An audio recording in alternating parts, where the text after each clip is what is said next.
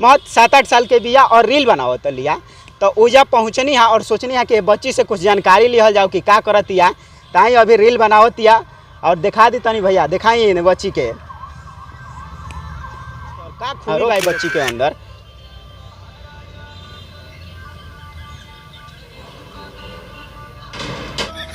जाने मन तू कहाँ है, मैं घर में। कौन सिंगर के सबसे ज्यादा माने लू? सबको मांगते हैं। कोई भी एक गाना सुना दो।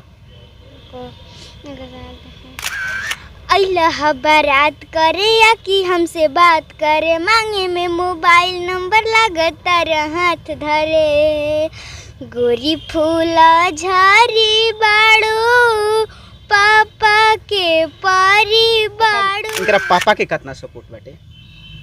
इनका पापा के इनको सपोर्ट मगर पहले ना रहे, लेकिन जैसे अब कहलन कि जब सब गांव घर जान गोल के बनावत है तब बनाओ।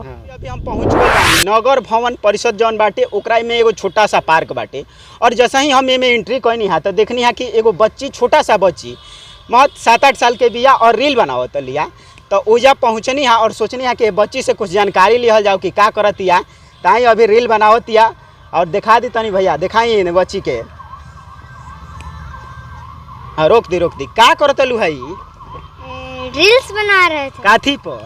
इंस्टाग्राम पर। डांसर बने के बाद? हाँ हाँ? हाँ। पढ़ाई करेलू? हाँ। कौन क्लास में? 6th क्लास में। का नाम पड़ी तार? शिवानी कुमारी।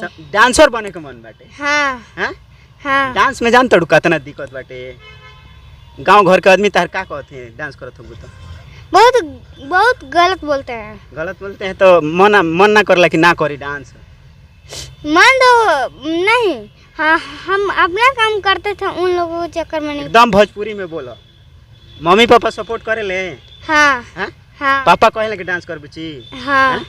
मम्मी कहली। कितना घंटा पढ़ाई करेलू? पढ़ाई वैसे तो भर दिन पढ़ाई करना और समय मिले पर वीडियो बना ले। समय मिलने पर डांस? हाँ। डांस के अलावा? डांस के अलावा कुछ नहीं करते, बस पढ़ाई करते हैं। मम्मी माना कबो कोइले बड़ी कि ना कि डांस मत कर? ना। हाँ? छोटा सा एकदम बच्ची बिया। कितना साल के भइलू? 12 साल के। 12 साल के। और डांस देखबे कोई नहीं है, थोड़ा सा कुछ गाना बजा दी नाच के देखबू? हाँ। तनी यही तरी थोड़ा एगो नॉर्मल में गाना बजा दी तो भैया और नाच के दिखाओ। कहाँ घर पड़ी तार? निधुआ। निधुआ बक्सर जिला में आवेला? हाँ। बक्सर जिला के निधुआ गांव से बच्ची बिया और ये पार्क में आके अपन रील शूट करत रही तो सही हम पहुँच गई है तो सोचनी है कि बच्ची के छोट बच्ची बिया अपन काला दिखावत या तो काहे ना काला के थोड़ा और बढ़ा के दिखावल जाओ तो सही में तनी एगो डांस गाना बजा दी, कोनो भी गाना बजा दी और तन डांस चालू होके देख सक तनी जा तनी दिखाई भैया बढ़िया से एकदम जूम क के दिखाई कि का काला बाटे और का खूबी बा बच्ची के अंदर।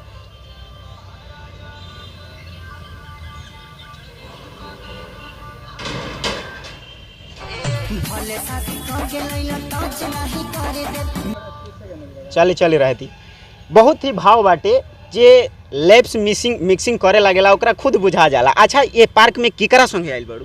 मम्मी संगे। मम्मी यानी कि मम्मी के फुल सपोर्ट बाटे? हाँ। हाँ? हाँ। मम्मी के साथे पार्क में आइल बा रील्स बनावे खातिर? हाँ। रील्स बनावे में ज्यादा मन लगेला ना? पढ़ाई करने में रील्स बनाने में दोनों मन लगता है। कितना फॉलोअर्स बढ़ता है? 13,000। आईडी के नाम खाली बता दो पूरा। आईडी के नाम डांसर शिवानी सिंह। डांसर शिवानी सिंह। बुचिया के आईडी के नाम बाटे डांसर शिवानी सिंह। बाकी ये पार्क में बुचिया आइल भी अपना मम्मी के साथ में तो चली तनी मम्मी से भी जान लिया जाओ कि मम्मी के कितना सपोर्ट बाटे। रौरे बानी शिवानी के मम्मी जी डांस करे लिया रहनी है रील्स बनवावे? बंद कर दी तनी रील्स बनवावे खातिर लिया रहनी है जी। मन लगता रील्स बनावे में करा जैसे मतलब उसे गानों गावेली और रील्सो बनावेली। गानों गावेली? गाना भी गाती हो? हैं? कोनो सुना दो यार। केकर भोजपुरी में केकर फेवरेट हो?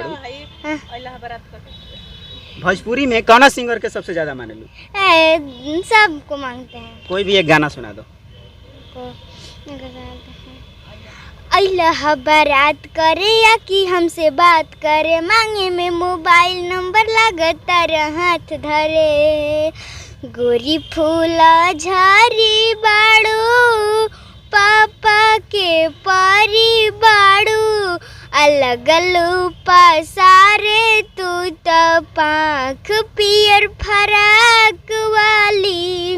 कच कच मारताड़ू आँख पियर फराक वाली। देखी जितना हुनर डांस में बा उतना गानों में बाटे। बाकी मम्मी से जानल जाओ कि ई बुचिया डांस बनावतिया, तो मम्मी जी रउआ ई बताई कि कितना दिन से डांस करवाओ तनी? मगर हो गई 8 महीना ले। अच्छा, गांव घर के लोग का कहेला? ऐसा तो मगर गांव घर के लोग तो ठीक ना कहेला, मगर उससे खराबे कहेला। सब लड़की से हई करवती हो करते, इनको शादी नहीं होगा, इनके कौन पूछेगा ऐसे वैसे। अच्छा, गाती भी अच्छा है, मतलब गाना भी गावतड़ी अच्छा। तो जी, गाना। सिंगर बनवावे के बा कि डांसर बनवावे के बा? जी, इनका दोनों मन है कि मैं फिर गानों गाऊंगा और डांसर भी करूँगा। तो गाना मने गवावे के अभी बानी कुछ मुंड में कि मैंने ले जाके स्टूडियो गवाई? जी हैं? जी। और डांस भी करावे के बाटे। अच्छा, इनकरा पापा के कितना सपोर्ट बाटे? इनका पापा के इनको सपोर्ट मगर पहले ना रहे, लेकिन जैसे अब कहलन कि जब जब सब गांव घर जान गोल के बनावत है तब बनाओ। जी।